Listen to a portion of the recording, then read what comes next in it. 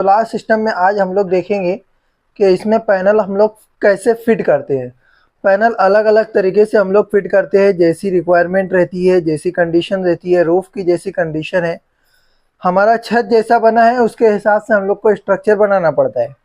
तो स्ट्रक्चर जो है नॉर्मल हम लोग तीन तरह से बोलते हैं कि तीन तरह से स्ट्रक्चर आता है। पहला होता है मोनोरेल, दूसरा होता है ग्राउंड माउंटेड और तीसरा होता है स्ट्रक्चर टाइप में। तो सबसे पहले हम लोग देख लेते हैं मोनोरेल क्या रहता है। मोनोरेल हम लोग वहाँ पे फिट करते हैं जहाँ पर ऑलरेडी पतरे का शेड बना हुआ है। जैसे कि नॉर्मल फैक्ट्री है, इंडस्ट्री है, वहाँ पर पतरे का शेड ऑलरेडी रहता है। तो उस पतरे के शेड पर हम लोग क्या करते हैं कि पैनल अपना फिट करने के लिए मोनोरेल लगाते हैं। मोनोरेल क्या होता है, एक स्टड होता है, एक एल्यूमिनियम का रेल होता है और उसको हम लोग रिबीटिंग से फिट करते हैं। पहले उसमें ड्रिल करते हैं पतरे के अंदर और फिर उसके अंदर रिबिट डालकर उसको पंचिंग करते हैं, उसको प्रेस करते हैं, जिसकी वजह से क्या होता है कि मोनोरेल और पतरा दोनों आपस में मिल जाते हैं और एकदम अच्छी से फिट हो जाता है और वो हिलता नहीं है, निकलता नहीं है। बहुत सारी जगह देखने में आया है कि बहुत से लोग सेल्फ ड्रिलिंग स्क्रू का भी इस्तेमाल कर लेते हैं मोनोरेल लगाने के लिए, लेकिन अगर आप सेल्फ ड्रिलिंग पतरे के अंदर मारेंगे तो वो निकल जाएगा थोड़े दिन में हिल के।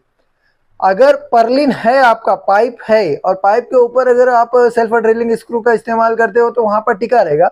लेकिन अगर आप पतरे के ऊपर अगर सिर्फ सेल्फ ड्रिलिंग से टिकाने की कोशिश करेंगे, फिट करने की कोशिश करेंगे, तो वो लगेगा नहीं, क्योंकि उसकी माया बहुत कम रहती है, थिकनेस बहुत कम रहती है पतरे की। इसके लिए हम लोग क्या करते हैं कि उसमें रिबीटिंग करते हैं, होल करते हैं उसके अंदर और रिबिट डालकर फिर उसको पंचिंग करते हैं, प्रेस करते हैं, जिसकी वजह से एकदम मजबूत अच्छी से फिट हो जाते हैं।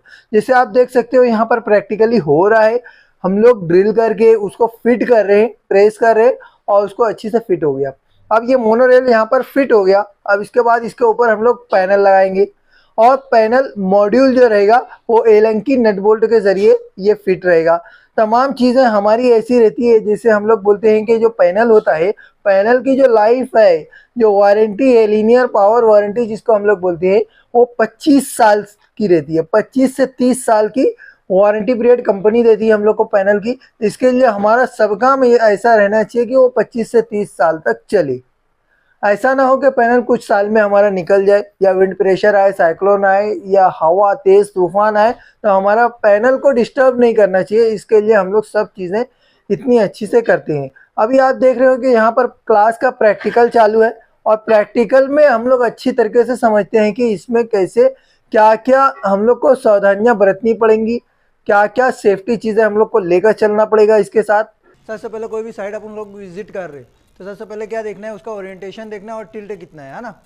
अब ये पतरे के ऊपर डायरेक्टली लगाने का हम लोग को, पतरे की फेसिंग जैसे ही मिल रही है वैसी लगा देने का। तो कितना लॉस हो रहा और कितना फ़ायदा है, हम लोग देखिए इसमें 5% का लॉस हो रहा।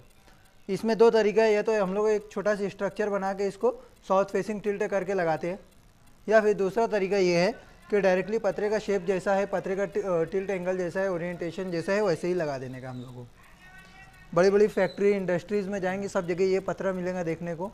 और इसमें कैसा है कि वो अलग से स्ट्रक्चर नहीं बनाते, फिर कि उसमें क्या करते हैं जैसा रहता है पूरा वैसे बना देते हैं। उसमें क्या रीज़न रहता है कि कभी विंड प्रेशर बहुत ज़्यादा रहता है उधर खेड़े उड़े पे और बाहर, तो इसके लिए और अलग से कॉस्टिंग ज़्यादा चली जाती है उसकी स्ट्रक्चर वगैरह बनाने में।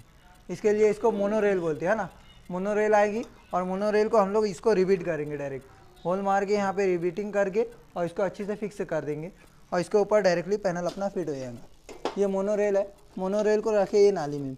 पतरे के ऊपर कभी ये ध्यान देने का है कि पतरे के नीचे की साइड कभी भी कोई होल वगैरह नहीं करना है, पानी आएगा तो लीकेज का प्रॉब्लम आ सकता है। ऊपर की नाली में ही कभी भी होल करना है ना अपने को। अब ये पतरे के अंदर हम लोग को रिबिट मारना है। रिबिट लो, ये रिबिट जो है इसको हम लोग पॉप रिबिट बोलते हैं ना। ये रिबिट का साइज़ है 20 mm बाय 4.8 mm का है, पॉप रिबिट है।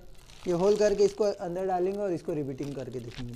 अभी यहाँ पे एक सुराख करो और इसको रिबिटिंग करके, एक मिनट, उसका सुराख ज़्यादा हो गया है, ये वाला लो। हाँ अभी करके बताओ। अभी ये पैर रखना है। अभी ये कैसा है, अभी यहाँ मस्जिद है तो हम लोग जूता वगैरह पहने नहीं है ना। अगर साइड पे जाएंगे तो सब पूरा सेफ्टी प्रिकॉशन लेके हम लोग को काम करने गए। अभी ये इसके ऊपर पैर रख देने का तो हिलेगा नहीं। इसके नीचे जो है यहाँ पर एक रबर आता है, अभी है नहीं हम लोग के पास, रबर, तो ये रबर छोटा सी रबर यहाँ पे रख देंगे। तो रबर क्या रहेगा कि उसकी वजह से लीकेज नहीं होगा ये, और एकदम फिक्स रहेंगे, यहाँ हिलेगा नहीं। तो अभी यहाँ पे होल करेंगे, अभी होल करके बता।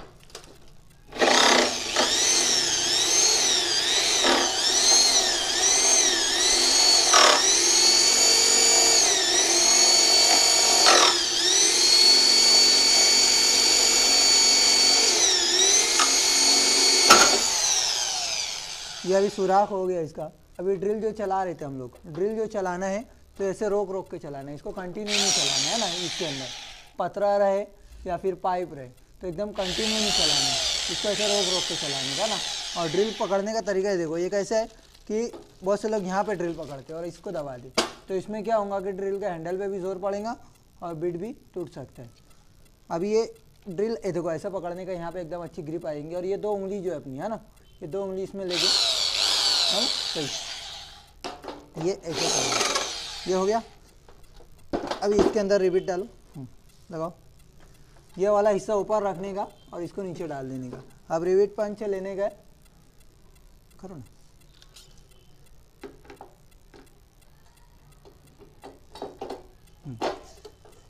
ये खुलेगा तो इसके अंदर ऐसे जाएगा, और ये जब रहेगा तो ये खींचेगा। अभी बंद की हालत में वो खींचेगा उसको, है ना।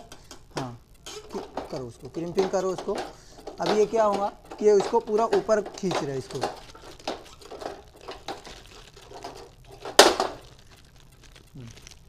अभी देखो ये पूरा ये प्रेस हो गया है अंदर से, और ऊपर जो है पूरा ये हमला ये ऐसे है ना। ये ऊपर क्या है कि ऊपर पूरा ये प्रेस हो गया, नीचे से पूरा सुखड़ गया, और ऊपर का ये जो हिस्सा है ये पूरा निकल के टूट गया है ना। ये पूरा प्रेस कर देता, पूरा खींच लेता है। तो अब ये रिबिट जो है ये अच्छी से बैठ गई, अब निकलेंगी नहीं। अभी इसको निकालना है, तो निकालने के लिए क्या करना पड़ेगा। अभी ये एक स्टड में हम लोग 4 रिबिट लगाएंगे, एक इधर लगाना है, एक इधर लगाना है, एक इधर इधर, है ना। तो ये स्टड जो है एकदम अच्छी से मजबूत बैठ जाएगा।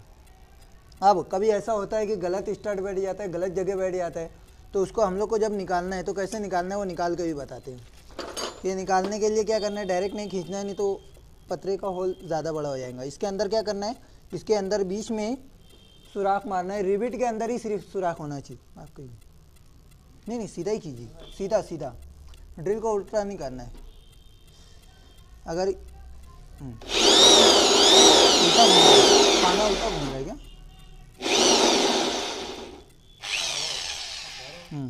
बताओ, एक मिनट। हाँ सही है।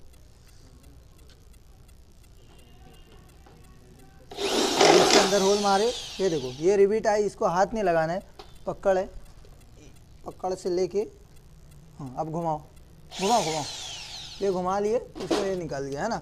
अभी इसके अंदर का होल बड़ा नहीं होना चाहिए, इसको ऐसे ढकेल देंगे, ये नीचे चले जाएगा। इसको हल्का सी सिर्फ घुमा दो, उसको हो जाएगा सीधा। ये होल बड़ा नहीं होना चाहिए, ये यहाँ से निकल गया। और फिर अगर इसकी जगह हम लोग को स्टड नहीं लगाना है, इसकी जगह फिर से दूसरी रिबिट लेके हम लोग इसको प्रेस कर देंगे, तो ये होल भी बन जाएगा इसमें, है ना। यहाँ से लीकेज वगैरह नहीं रहेगा। अभी एक सवाल ये किए थे बच्चे लोग कि यहाँ पे रिबिट क्यों लगाया हम लोग ने। ये पतरे का स्क्रू डायरेक्ट इसमें अंदर पतरे में लगा सकते थे, सेल्फ ड्रिलिंग स्क्रू बोलते हैं इसको, है ना। तो अगर पतरा रहा तो इसके अंदर क्या है, उसकी थिकनेस बहुत कम रहती है, तो ये जो रहेगा अगर ये स्क्रू लगाएंगे तो बाद में हिलेगा और निकल जाएगा, लूज बैठेगा इसमें। अगर आपका इसमें पर्लिन आ जाती है, इस जगह जहाँ पे स्टड लगाना है और इसके नीचे पर्लिन आ रही है, तो उस जगह हम लोग ये लगा सकते हैं, डायरेक्टली पाइप के अंदर ये लग जाएगा सेल्फ ड्रिलिंग स्क्रू। लेकिन अगर रिबिटिंग आती है तो पतरा आता है डायरेक्टली और बीच में आता है, पर्लिन यहाँ से गई है, ये पर्लिन है मान लो जी, और यहाँ पे पतरा है, तो यहाँ पे हम लोग को क्या करना है, यहाँ रिबिट मारना है, रिबिट में एकदम मजबूत हो जाएगा ये, है ना। अब ये स्टड बैठ गया, अब इसके ऊपर पैनल को फिट करना है। पैनल जो है ऐसा फिट होगा यहाँ पर। अब पैनल फिट करने के लिए क्या करना है, इसमें एक स्प्रिंग बोल्ट आता है, ये स्प्रिंग बोल्ट है इसके अंदर, ये यहाँ पर आ गया। अब उसके बाद ये मिड क्लैम है, मिड क्लैम लेंगे और इसके अंदर ये एलेंकी नट है। अभी एक चीज़ ये ध्यान दे के देखना है कि इसके अंदर हम लोग जो जितना भी काम करेंगे वो पूरा लॉन्ग लाइफ रहना चाहिए, क्योंकि जो पैनल आता है, पैनल की जो कंपनी बोलती है लाइफ वारंटी या लीनियर पावर वारंटी जो बोलती है वो 25 साल की रहती है ना उसकी लाइफ। पैनल की। तो जब 25 साल चलने वाली चीज़ कंपनी बोल के दे रही है तो हमारा काम भी सब 25 साल के ही हिसाब से रहना चाहिए। तो इसके लिए हम लोग ये एल्यूमिनियम का स्टड लिए, इसमें जंग नहीं पड़ेगा और रस्टिंग नहीं होंगी, है ना। ये जो है ये भी GI की चाकी है, ये जो स्प्रिंग बोल्ट है, और ये एल्यूमिनियम का है, और ये जो नट है ये SS का है ना, स्टेनलेस स्टील है। तो हर चीज़ इसकी रहना चाहिए। और ये एलंकी बोल्ट है ना, एलंकी बोल्टों को क्या करेंगे, यहाँ से लेके एलंकी पानी से इसको फिट कर देंगे, यहाँ फिट हो जाएगा। जब 2 पैनल रहेगा तो ये मिड क्लैम लगेगा, और अगर ये यहाँ से शुरू हो रहा है या एंड हो रहा है तो यहाँ पे हम लोग लगाते हैं जेड क्लैम लगाते हैं यहाँ पे, है ना। अभी ये छोटी साइज़ का पैनल है, 10 वाट का है। अभी नॉर्मल जो पैनल आता है वो 335 वाट का आता है, 545 अलग अलग वाट के आते हैं, है ना। तो जो बड़ा पैनल रहेगा वो 40 mm या 35 mm का उसका थिकनेस रहेगा, तो उसके हिसाब से मिड क्लैम आता है, वो हम लोग लगा के उसको कस देते हैं, है ना। ठीक है, और कुछ पूछना है किसी को, बोलो।